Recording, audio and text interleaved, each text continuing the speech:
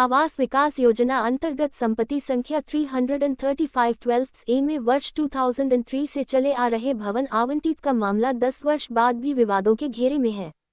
इसी को लेकर रोहितेंद्र तोमर और उनकी पत्नी शशि वाला के गुजर जाने के बाद मामला अब एक नया मोड़ ले चुका है। इन्हीं सब वाद और विवादों पर रोशनी डालने के लिए पुष्पेंद्र तोमर ने पत्रकार वार्ता कर अपना पक्ष रखा। वहीं इस दौरान उन्होंने और उनके समर्थकों ने दूसरे पक्ष संगीता गुप्ता पर तमाम आरोप भी लगाए। संपत्ति संख्या 335/12 में चला आ रहा विवाद निरंतर जारी। पुष्पेंद्र तोमर ने पत्रकार वार्ता कर जिला प्रशासन से लगाई न्याय की गुहार।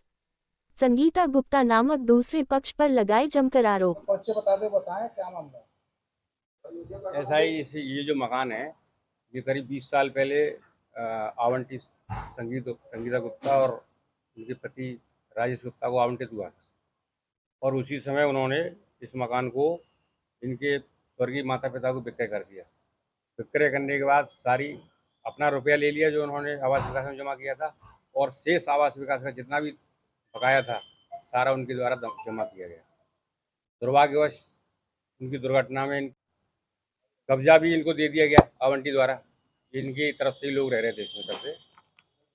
अब जब ये बालिग हुए हैं, बालिग होने के बाद उन्होंने आवंटी से कहा भाई इस मकान की जो बैनामा वगैरह है हमारे नाम कराओ।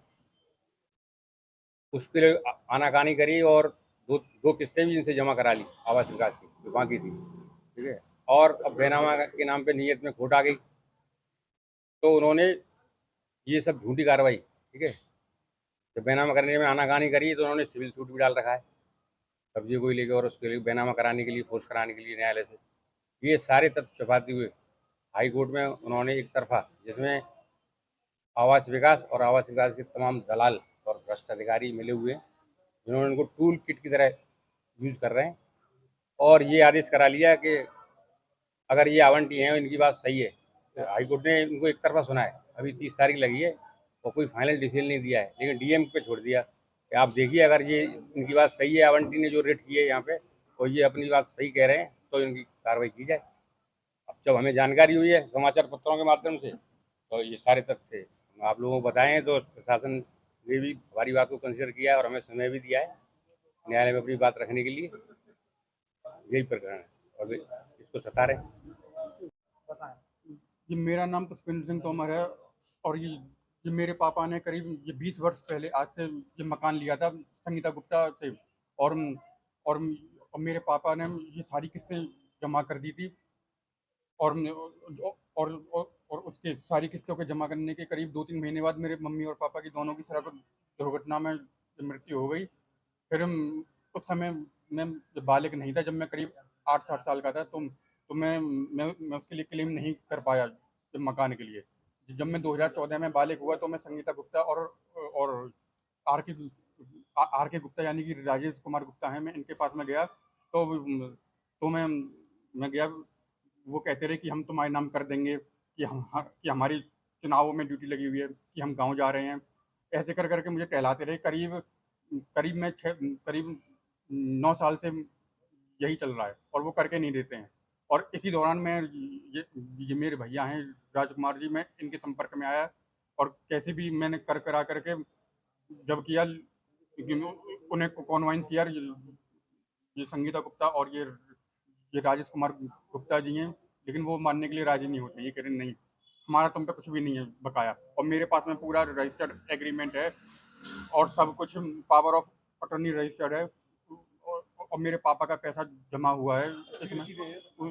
हाँ, उसकी सारी रसीदें ये मौजूद हैं, लेकिन नहीं हम तो दर दर भटक रहे हैं। कभी रेलवे स्टेशन पर रातें काटना और कभी सड़क के सहारे रातें काटना।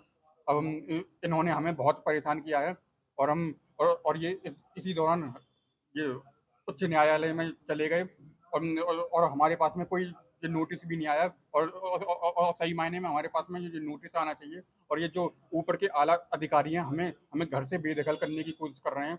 अब हम कहाँ जाएंगे? अब हम कहाँ दर दर की ठोकरें खाएंगे? हम इस मकान का मालिक हूँ। मैं अपने पूरे परिवार के साथ इस मकान में रह रहा हूँ। ये अनाथ बच्चा है पुष्पेंद्र, इसकी परवरिश की जिम्मेदारी मेरे पास है। मेरे ही पास इसका रहने खाने का इंतजाम मेरे ही द्वारा किया जाता है। इस बच्चे के साथ इतना अन्याय हुआ है जिसकी कोई सीमा नहीं है। इस बच्चे ने अपनी रातें सड़कों पे, स्टेशनों पे गुजारी हैं। इसकी सुनने वाला कोई नहीं मिला। इसने आला अधिकारियों से शिकायतों से बस्ते भरे पड़े हुए हैं, कभी आला अधिकारियों ने इसके बारे में कार्रवाई नहीं की। बच्चा हार तक के हमारे संरक्षण में न्यायालय गया, न्यायालय में हमारा मामला विचाराधीन है।